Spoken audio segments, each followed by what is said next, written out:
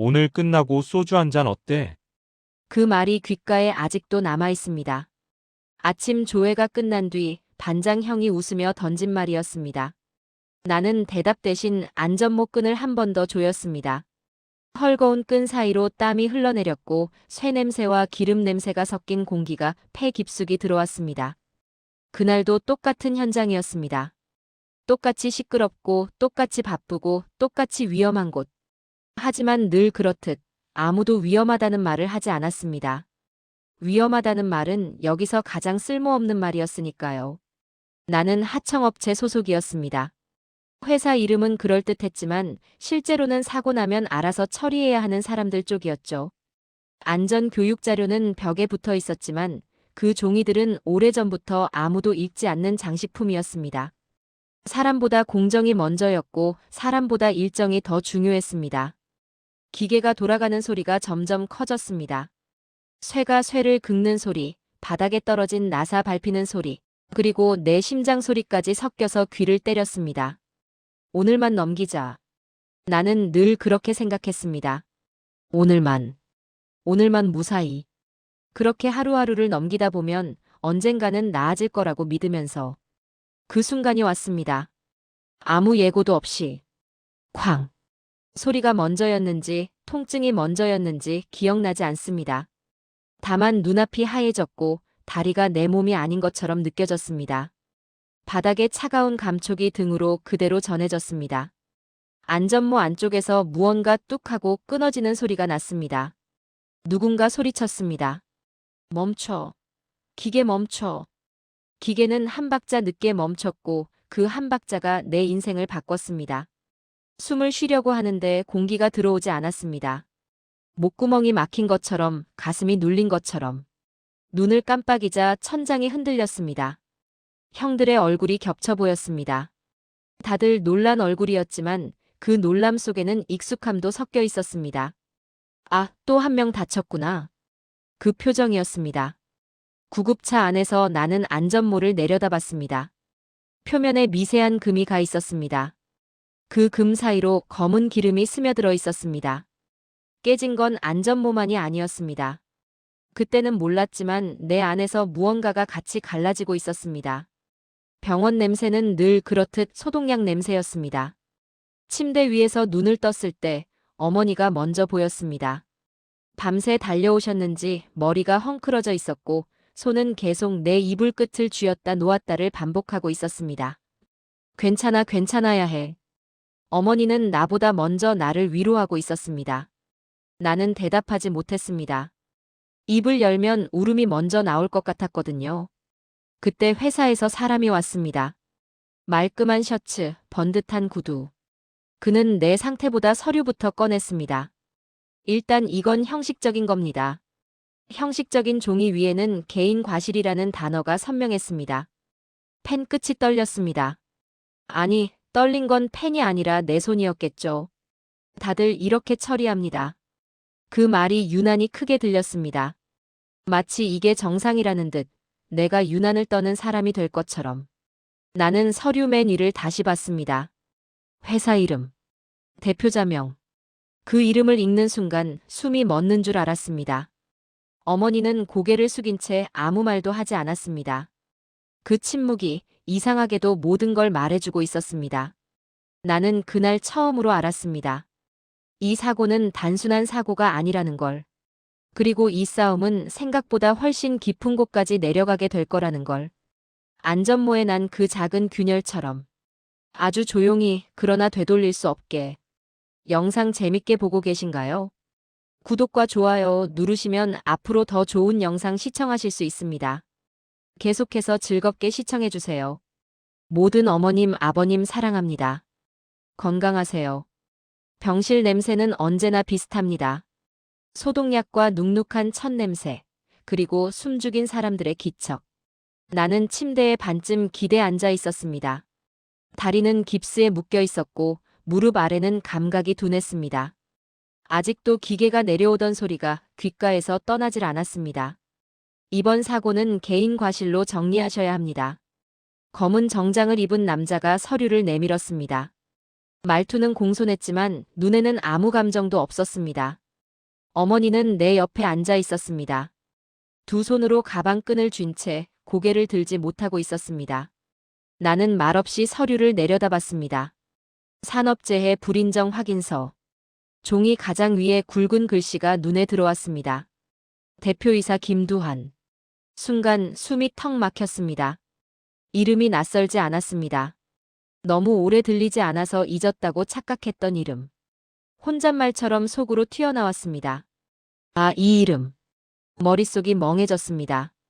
병실 천장의 형광등이 눈앞에서 미세하게 흔들렸습니다. 어릴 적 어머니가 술에 취해 중얼거리듯 말하던 이름. 그 사람은 잘 살겠지, 아주 잘. 나는 서류를 다시 내려다봤습니다. 글자가 흔들렸습니다. 사인만 하시면 치료비 일부는 회사에서 최대한 배려해드리겠습니다. 배려. 그 단어가 귓속에서 긁히듯 울렸습니다. 나는 서류 아래쪽을 손끝으로 눌렀습니다. 종이가 바스락거렸습니다. 만약 안 하면요? 목소리가 생각보다 낮게 나왔습니다. 정작 남자는 잠시 멈칫하더니 똑같은 표정으로 대답했습니다. 소송으로 가게 됩니다. 시간도 오래 걸리고 솔직히 노동자 쪽이 불리합니다. 그때 어머니가 고개를 들었습니다. 눈이 붉어져 있었습니다. 그만하자. 내 몸 하나 건진 것도 다행이야. 어머니의 손이 내 손등 위에 올라왔습니다. 차갑고 가벼웠습니다. 나는 손을 빼지 않았습니다. 대신 어머니 손 위로 시선을 떨어뜨렸습니다. 거칠게 갈라진 손. 굳은 살이 박인 손가락. 그 손으로 나를 키웠다는 걸 그 순간 유난히 또렷하게 느꼈습니다. 혼잣말이 다시 튀어나왔습니다. 아니야, 이건 그냥 사고가 아니야. 기계는 고장나 있었고 안전장치는 꺼져 있었고 우리는 그걸 알면서도 일을 했습니다. 나는 서류를 천천히 접어 내려놓았습니다. 소송하겠습니다. 정작 남자의 눈썹이 아주 미세하게 올라갔습니다. 어머니는 내 이름을 불렀습니다. 왜 굳이? 상대가 누군지 알고 하는 말이니? 나는 고개를 들었습니다. 어머니를 바라보며 처음으로 말했습니다. 알아서요. 그날 저녁 병실에 혼자 남았습니다. 어머니는 집에 다녀오겠다며 나갔습니다. 불을 끄자 어둠 속에서 종이 소리가 더 크게 들렸습니다. 서류를 다시 펼쳤습니다. 대표이사 이름을 손가락으로 따라 그었습니다. 버리고 간 사람. 잘 살고 있다는 사람. 그리고 지금 나를 다치게 한 사람. 가슴 깊은 곳에서 무언가가 끓어올랐습니다. 분노라기엔 너무 오래 묵은 감정이었습니다. 나는 속으로 천천히 말했습니다. 이번엔 도망 안 간다. 이번엔 내가 끝까지 간다. 변호사 사무실 문을 밀고 들어갔을 때 가장 먼저 느껴진 건 오래된 종이 냄새였습니다. 커피와 잉크, 그리고 먼지 냄새가 뒤섞인 공기. 나는 의자에 앉아 가방에서 서류를 꺼냈습니다. 사고 당시 작업일지, 병원 진단서, 회사에서 건넨 확인서들. 변호사는 말없이 종이를 넘겼습니다. 페이지가 넘어갈 때마다 사각 소리가 방 안을 채웠습니다. 기계 안전장치. 사고 당일에 꺼져 있었네요. 그는 펜으로 한 줄을 짚었습니다. 내 시선도 그 문장에 꽂혔습니다. 알고 있었구나. 아니, 정확히 말하면 숨겼구나. 산재 은폐 패턴입니다. 이 회사 처음이 아니에요. 그 말에 가슴 안쪽이 쿵 내려앉았습니다. 내 사고만의 문제가 아니라는 뜻이었으니까요. 나는 손바닥을 무릎 위에 얹었습니다. 깁스 아래쪽이 미세하게 떨렸습니다. 정말 이길 수 있습니까? 변호사는 잠시 나를 바라봤습니다. 눈을 피하지 않았습니다. 쉽진 않습니다. 상대가 크니까요. 그는 말을 멈췄다가 덧붙였습니다. 하지만 증거는 거짓말을 안 합니다. 사무실을 나와 엘리베이터를 기다리는데 휴대폰이 울렸습니다. 어머니였습니다. 회사에서 전화 왔어. 짧은 말이었지만 그 안에 담긴 불안이 고스란히 느껴졌습니다. 합의금 올려주겠대. 내 치료비랑 당분간 생활비까지. 나는 잠시 눈을 감았습니다. 엘리베이터 도착 알림음이 울렸지만 몸이 움직이지 않았습니다. 돈으로 끝내자고? 여전히 같은 방식이네. 엄마. 응. 받지 마. 전화기 너머에서 숨을 들이마시는 소리가 들렸습니다. 왜 이렇게까지 해야 하니? 내가 다칠까봐 그래. 나는 천천히 대답했습니다. 이미 다쳤어. 몸만이 아니라 다른 것도. 그날 밤 나는 작업장 동료에게 연락했습니다. 처음엔 다들 말을 아꼈습니다. 괜히 나섰다 찍히면 다음 일자리 없어. 그 말이 틀리지 않다는 걸 나도 잘 알고 있었습니다. 그래도 하나둘 메시지가 도착하기 시작했습니다. 그날 기계 이상했어. 안전 스위치 고장 난 거 맞아. 보고했는데 묵살됐어. 핸드폰 화면 위로 진실이 조금씩 떠올랐습니다. 새벽녘 책상 위에 서류를 펼쳐놓고 앉았습니다. 펜으로 동그라미를 치고 메모를 덧붙였습니다.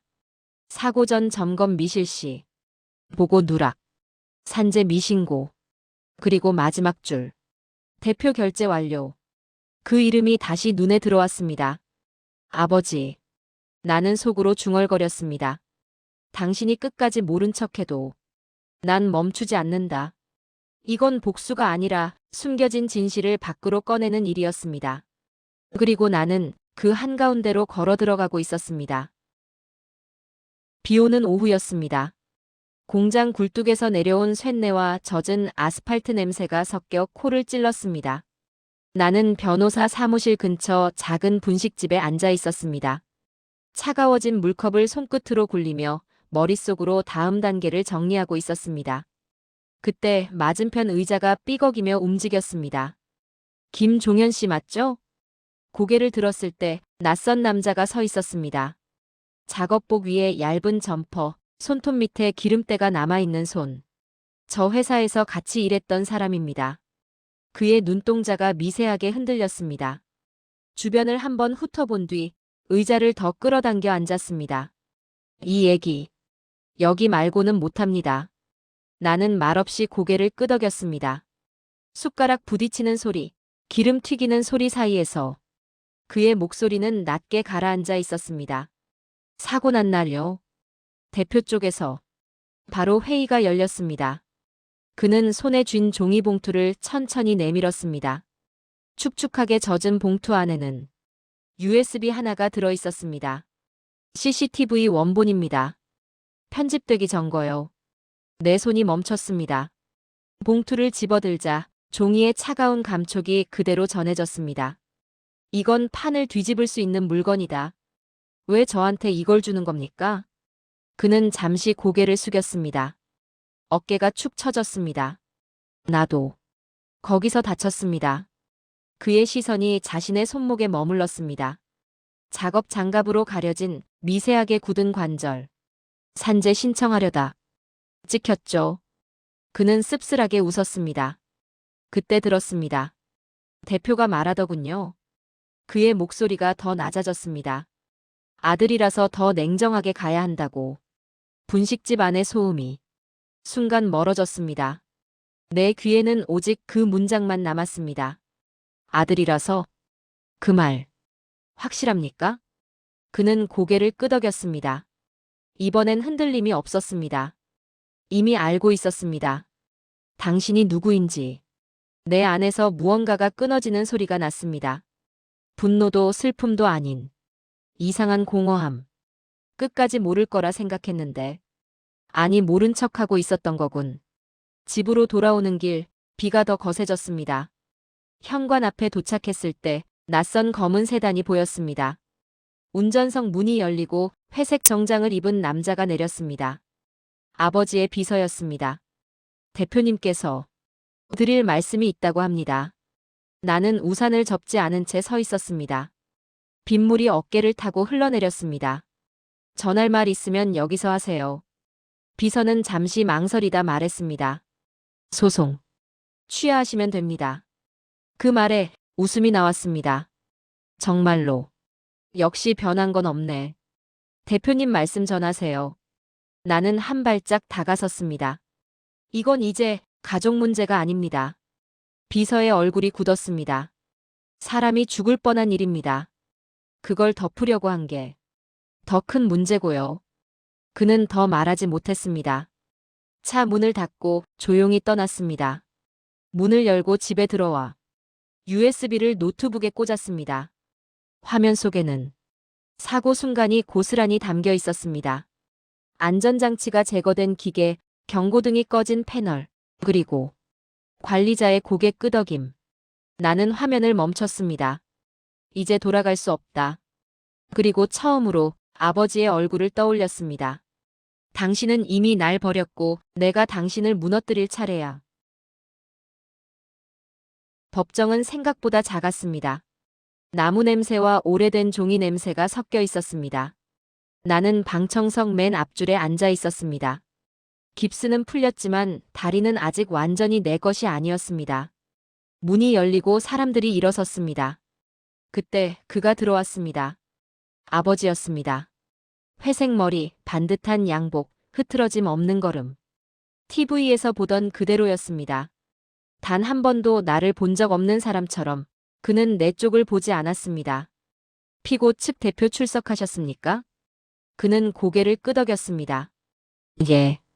그 한마디에 가슴 안쪽이 묘하게 내려앉았습니다. 아버지라는 말은 끝내 안 쓰는구나. 재판은 차분하게 흘러갔습니다. 산재 기록, CCTV 영상, 내부 증언. 화면에 사고 장면이 재생되자 법정 안 공기가 달라졌습니다. 아버지는 여전히 무표정했습니다. 펜으로 메모를 하며 마치 숫자를 계산하듯 화면을 보고 있었습니다. 사람이 다친 장면인데도 그때 판사가 물었습니다.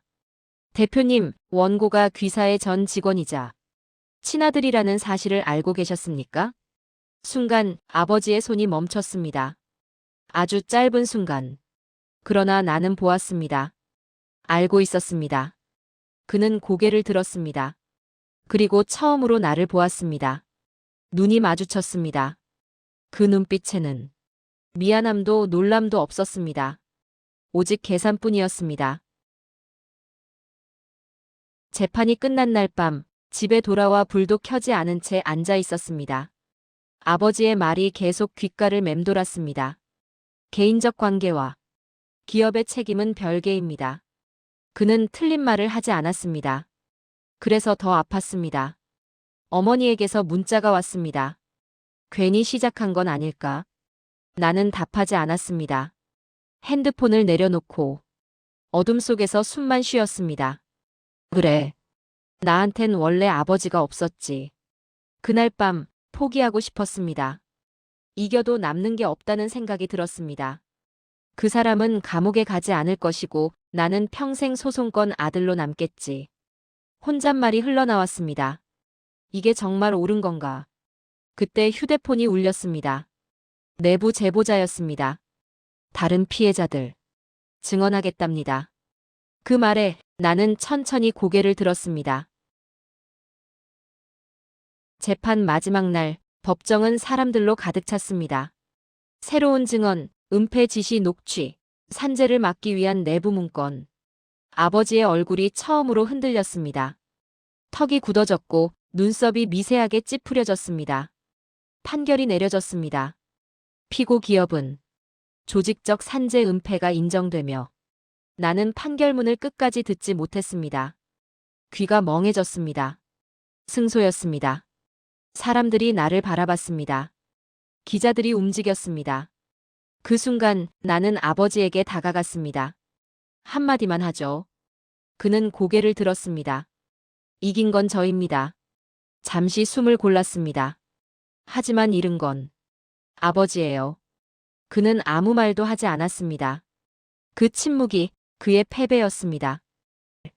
며칠 뒤 공장은 작업을 멈췄습니다. 조사가 시작됐고 사람들이 보호장비를 다시 착용하기 시작했습니다. 나는 혼자 작업장 앞에 섰습니다. 기계 소리가 멈춘 공간은 이상하리만큼 조용했습니다. 아버지는 모든 자리에서 물러났다는 소식이 들렸습니다. 구속은 아니었습니다. 그러나 그는 더 이상 누군가를 지휘하지 못했습니다. 어머니와 함께 집에 앉아 차를 마셨습니다. 말은 많지 않았습니다. 어머니가 조용히 말했습니다. 잘했다. 그 한마디면 충분했습니다. 밤이 되어 나는 창밖을 바라봤습니다. 정의는 실현됐습니다. 그러나 가슴 한쪽은 비어 있었습니다. 그래도 누군가는 다치지 않겠지. 그 생각 하나로 나는 처음으로 편하게 숨을 쉬었습니다. 영상 즐겁게 보셨나요? 여러분은 어떻게 생각하시나요?